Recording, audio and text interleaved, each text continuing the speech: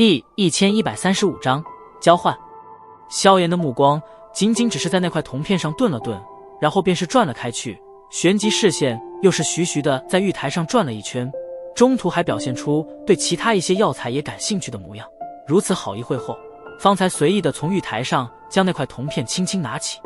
铜片一入手，便是有着淡淡的冰凉传开。当然，这并非是铜片奇异的缘故，而是因为在寒气中待久了所致。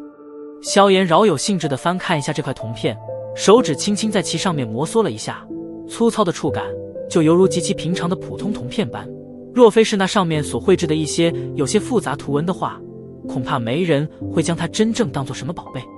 这些复杂的图文，萧炎完全看不懂，而且由于一些锈斑的存在，也是令的图文有些扭曲，难以彻底的看得清楚。这都是居然会是